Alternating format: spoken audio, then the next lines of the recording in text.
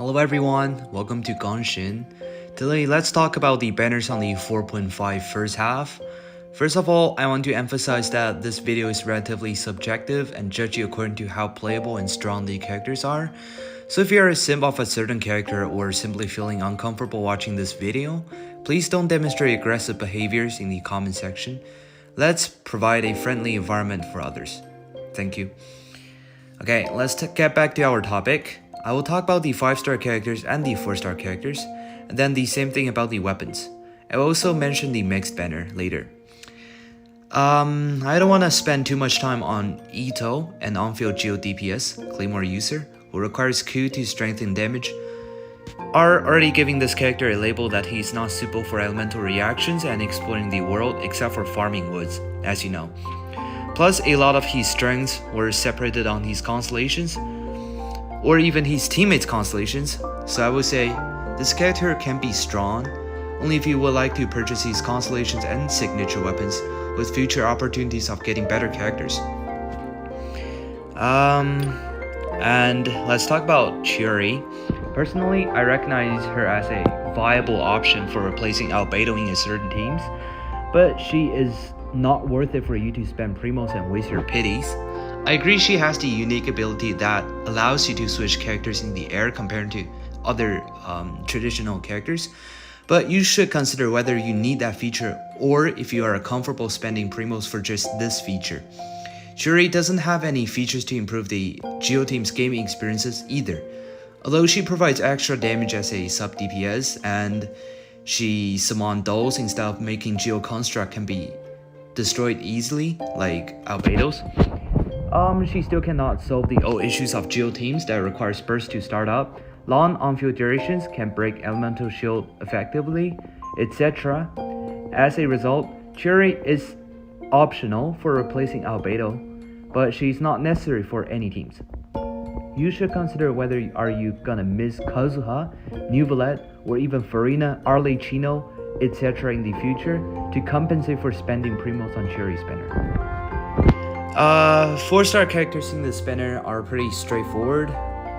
Goro, as a necessary Geo damage support, requires high constellations, especially C6, and can only collaborate with certain Geo characters.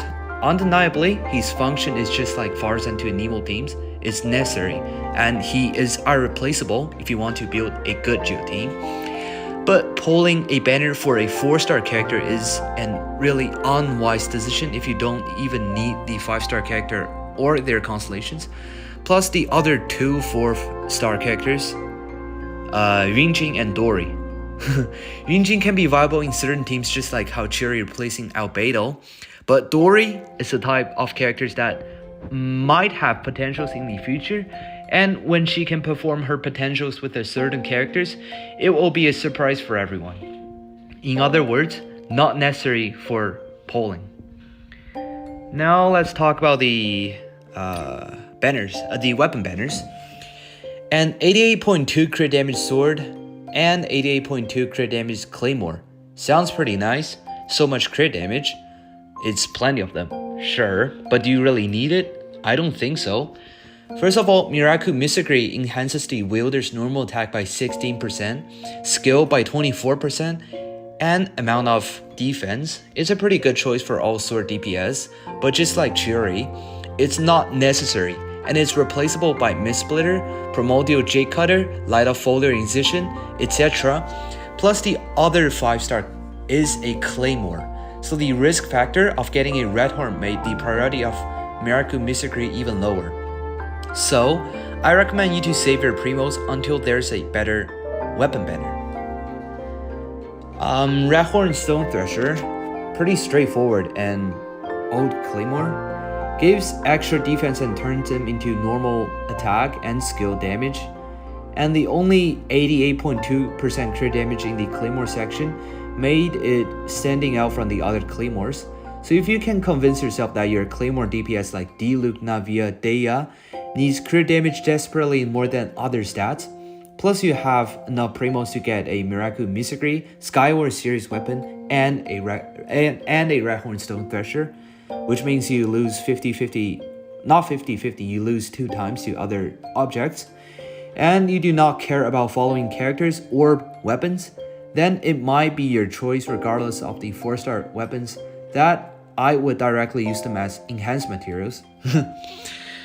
So please consider multiple times before clicking the 1 or 10 pulse button on the banner that do you want it desperately, or you can just go to the mix banner to get a Beacon of the Reed Sea or Wolf's Gravestone. I hope no one comments at the last moment saying, "Yo, Ricardo, it's the last day of the banner. I lost 2 times and I don't have enough primos for the weapon. What can I do?" I don't know, that's your thing. You didn't listen to me, so like, okay.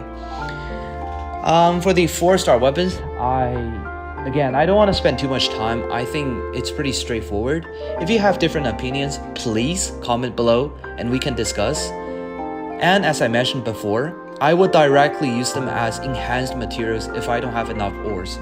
Probably except for the Favonius Codex. First of all, the Alley Flash. The Alley Flash has the highest base attack in the 4-star swords with a 55 elemental mastery when level 90. It's probably just optional for Bennett if you don't have Aquila Favonia, Favonia Sword, Sapwood Blade, Sacrificial Sword, Fluid Center Ferryman, etc. It is too replaceable from all perspectives. So I would never recommend anyone to pull just this for Bennett. And Alley Hunter requires a wielder to do off-field damage, and his or her damage is based on attack. It's literally no difference than writing Fischl and Venti's name out. Again, Fischl and Venti might be the only ones for Alley Hunter, but they have a lot of better choices like Stringless, Favonius Warball, or even Queen Square. So I guess I don't have to repeat my conclusion. Bellsword, Dea is probably the only one who can use it. Pass. Dragon's Bane, it is pretty good. Probably just to Hu Tao and Xiangling, but Xiangling already got the catch, which is completely free. You just have to fish a little. Plus, I cannot count how many times it appeared on the weapon banner already, and I cannot estimate how insanely soon it will get a rerun. Because the last time it appeared was 4.3 first half, and now it's only 4.5. It's not a rare weapon, I swear, it is not. So don't spend too many primos just for it, because you might get the weapons I listed above. Favonius Codex. The Favonius series are always pretty good, in that they help your teammates to gain elemental burst up pretty quickly, especially for supports like Barbara, Baiju, and Charlotte. It's really good choice. It's worth it to keep it because you might use it sometime in the future. But it doesn't mean you should pull for this weapon regardless to a series of weapons I listed above. By clicking into this video, I assume you are a player who doesn't have any, you don't have many primos, and you're looking for accused suggestions. So I would tell you, don't waste one single pull on this weapon banner. Now let's talk about the mix banner. It's more complicated. So instead of losing your 50-50 on standard character or weapons, you have chances to lose to limited character or weapons on the same banner. In the mix banner, all objects guaranteed pity is 90, which means you might get weapons at 80 or even higher pity, so don't expect to see, oh Hoyo, look, normally in weapon banner I get a 5-star weapon at 70, so what happened in the mix banner, I cannot get it. So is it a bug? No, it's not.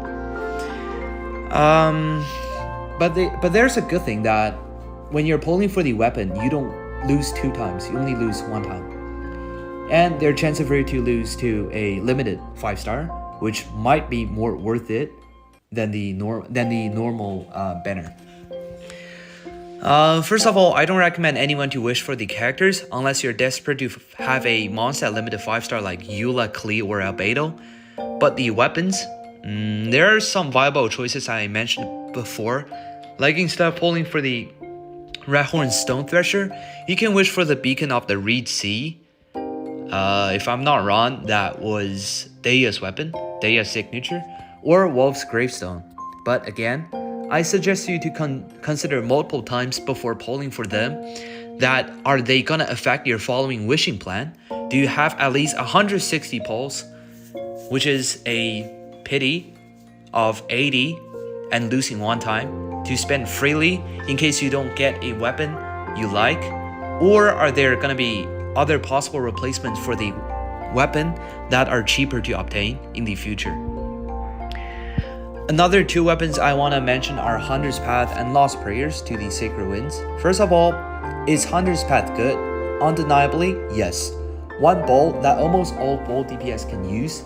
The best option for Tighnari that will have over 10% damage difference compared to the first grade magic or Aqua Simulacra when you have equal amounts of beneficial artifact subsets.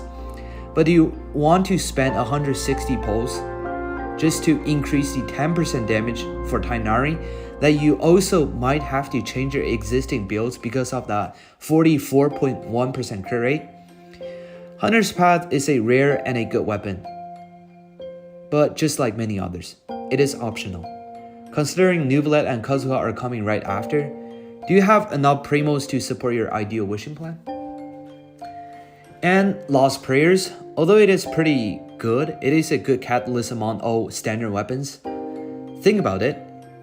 You're using your primos to pull for a standard weapon that you might get at any time in the future, from standard banner or from the limited weapon banner. I hope not. Well, it is just optional for almost all catalyst, especially for some specific characters like Wanderer. The Widsith, which is a 4-star weapon, performs not worse generally.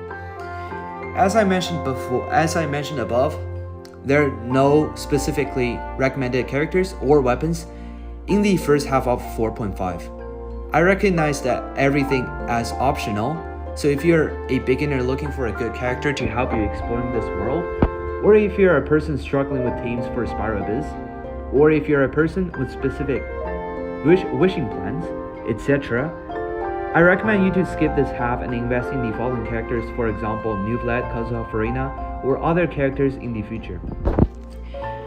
Okay, if you find any pieces of information I mentioned above helpful, can you help this new YouTuber with a free like? If you would like to find out more about me, please subscribe to my channel.